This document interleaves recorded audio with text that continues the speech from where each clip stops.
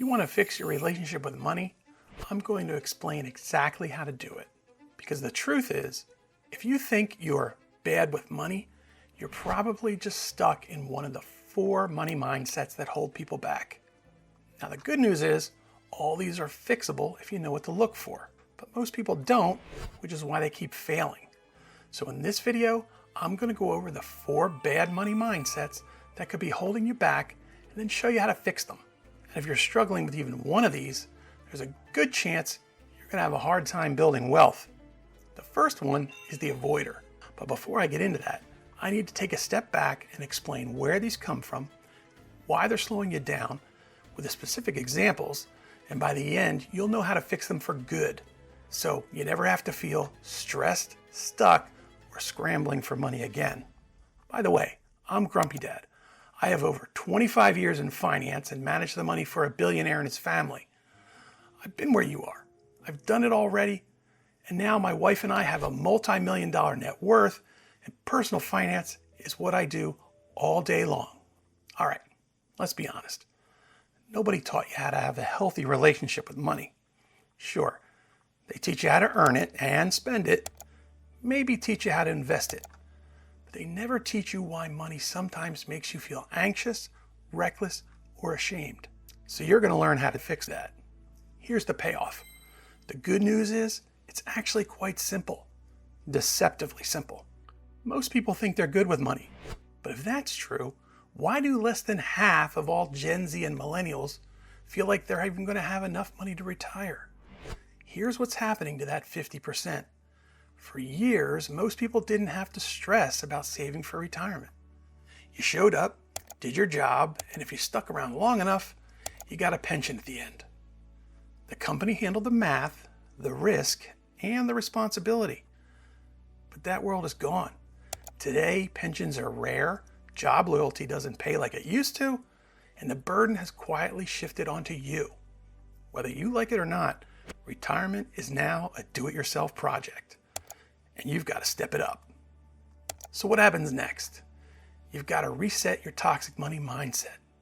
And doing that is the single biggest lever you can pull to fix your financial future.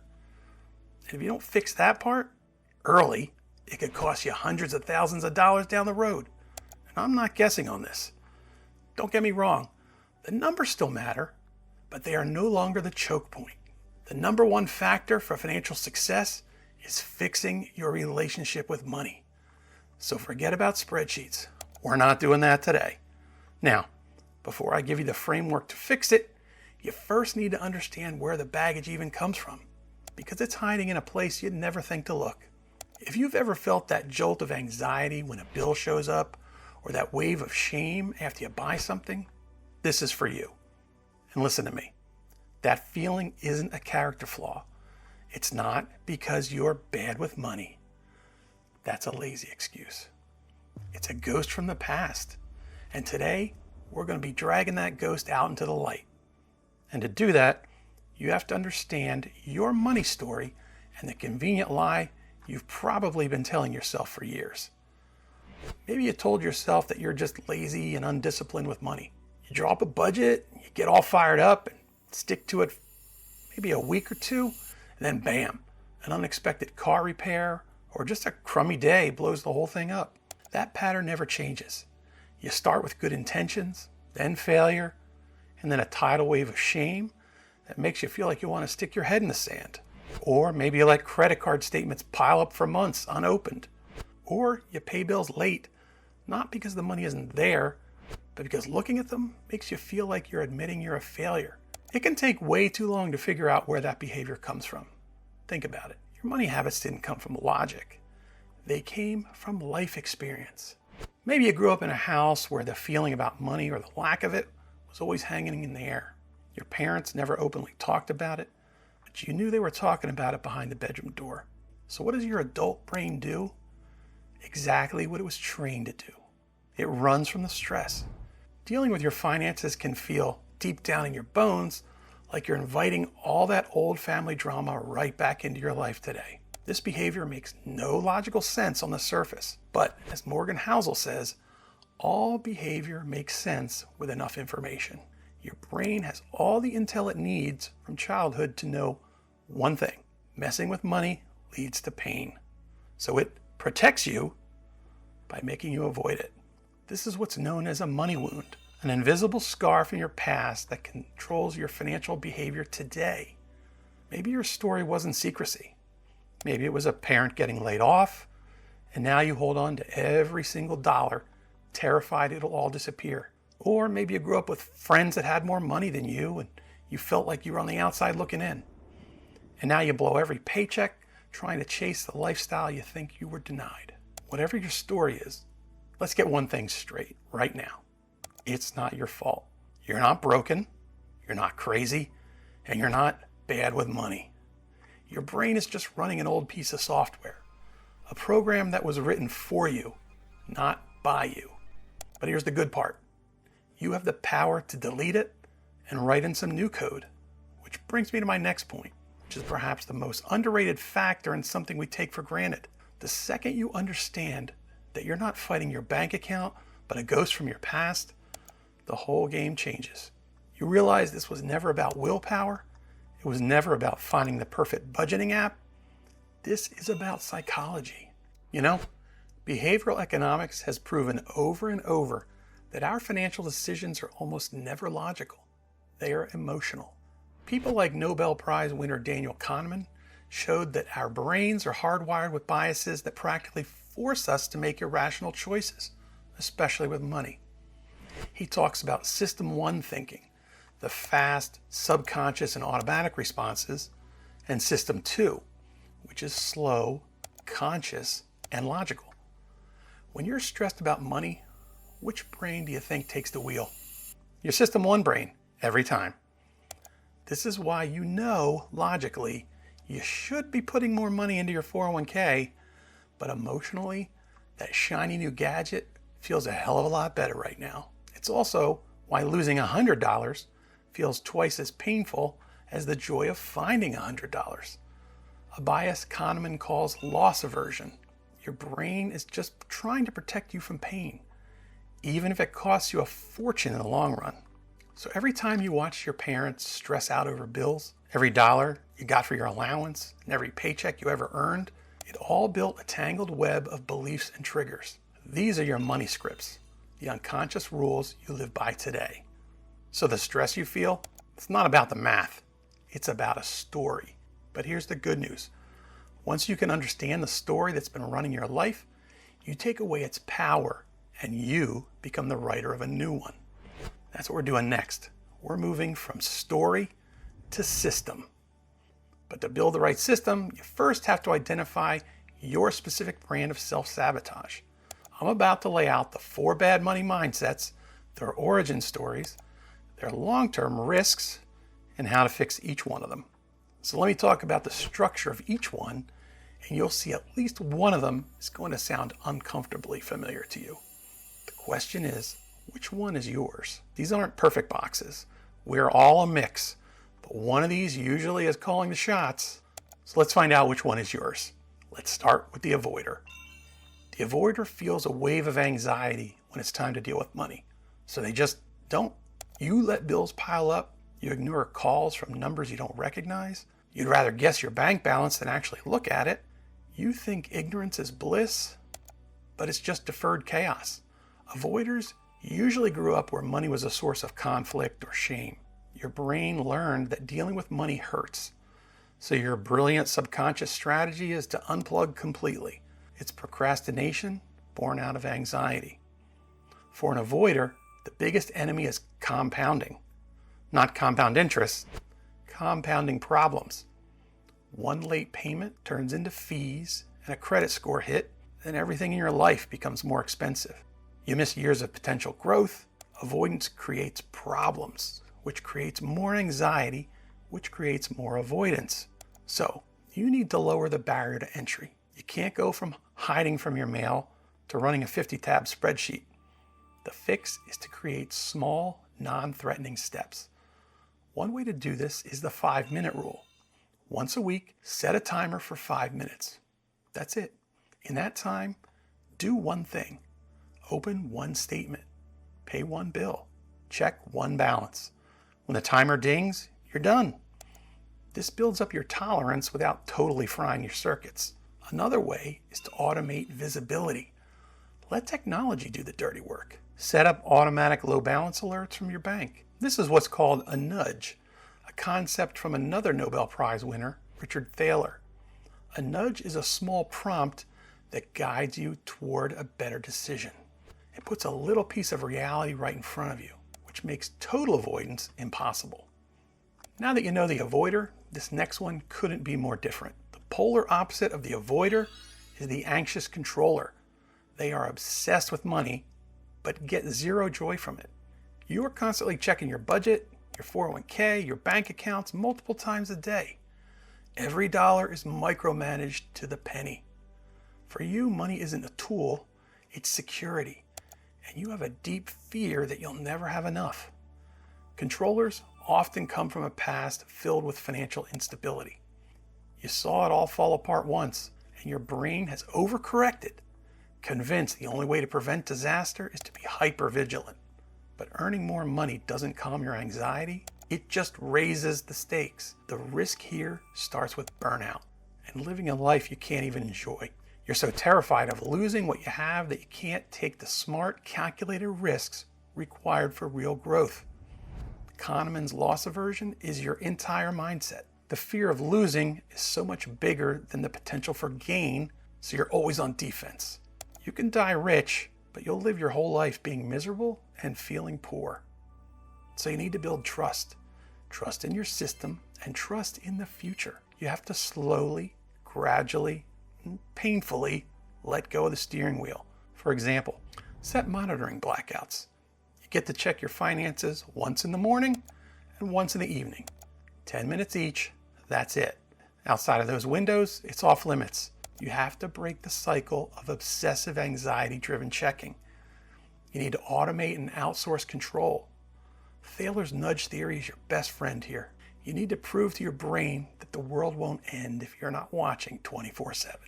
Automate your savings, your investments, your bill payments. When the money moves on its own, it outsources the control and lets you build wealth without the emotional grind of making the same terrified decisions every single month. Now this next one is where this flips from fearing to performance, and it gets even more expensive. The prover uses money to prove they're somebody. Their driving need is validation, and they get it by spending. They're all about the visible signs of success, the flashy car, the designer logos, the house that's just a little too big. Their financial life is a performance, and they care more about looking rich than being rich. The prover is someone who often grew up feeling insecure, invisible, or in a family where what you had was who you were. You learned that your value is based on what you can show. But here's the truth, that spending isn't for you.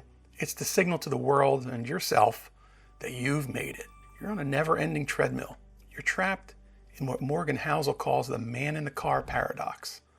You buy the flashy car to get people's attention, but nobody admires you. They just admire the car and they imagine themselves driving it. It's a race you can't win because the goalposts of social comparison are always moving away from you.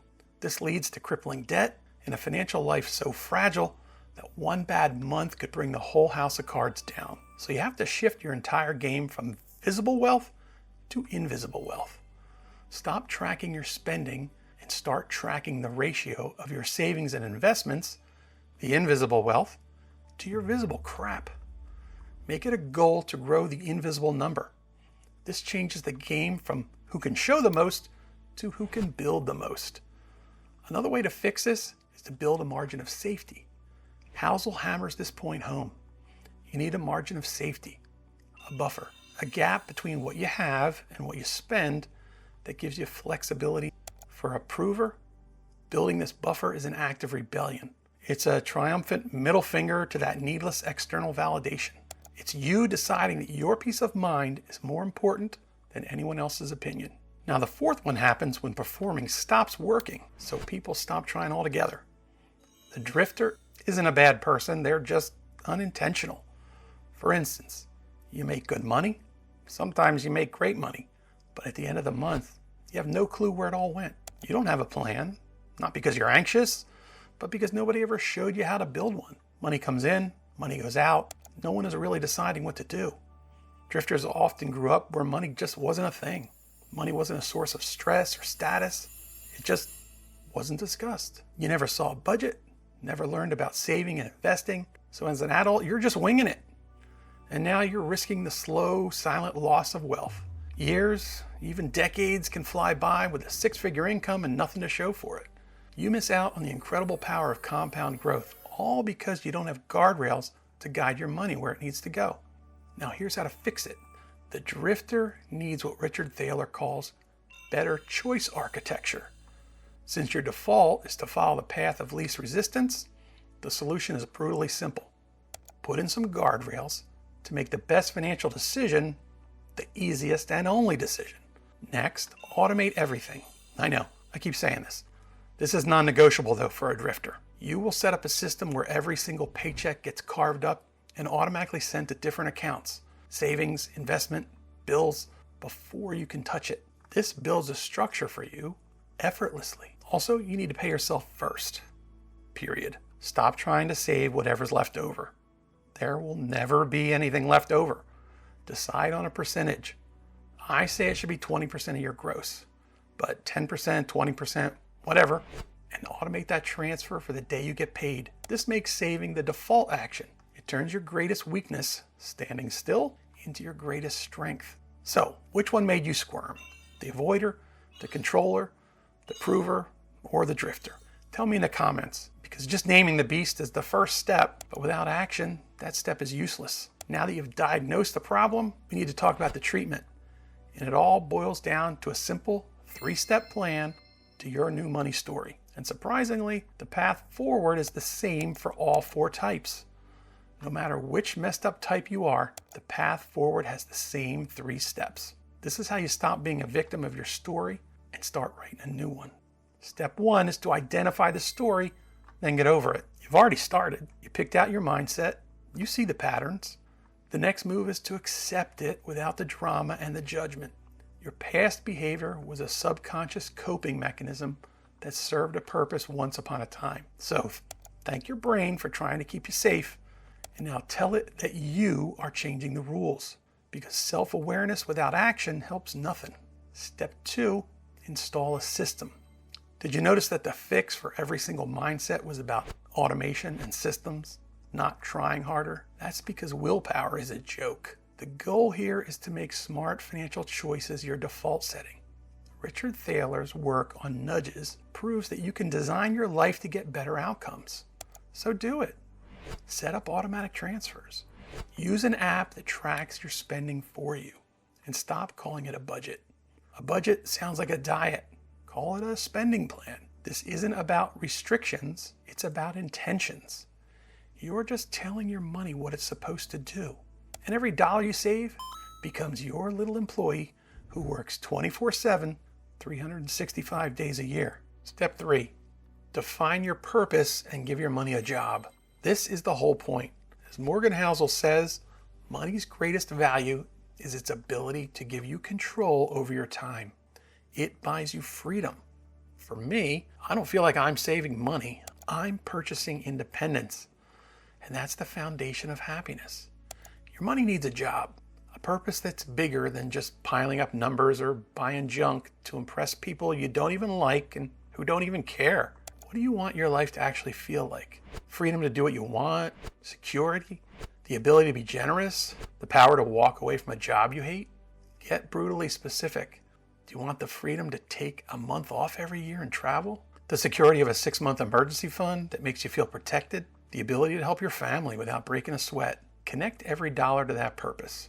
When you automate that transfer to your savings, you're not just saving, you're buying future independence. When you skip that impulse purchase, you're not depriving yourself, you're buying into a bigger goal. When your money has a purpose you actually care about, it stops being a source of stress and becomes the most powerful tool you have to building the life you actually want. But making this stick is the hardest part, so you need to know this. Look, fixing your relationship with money isn't a weekend project. It's a process of untangling these old stories and deliberately writing new ones. day after day. And you're going to screw up along the way. That's fine. You're young. The goal isn't perfection. The goal is progress. And once you understand this, once you realize your money behavior was shaped by experiences you didn't choose, the next question becomes obvious. How do you protect yourself from the moments that do make you panic? Well, this is a topic I thought deserved its own video, and you can click here to watch it now. I'll see you there.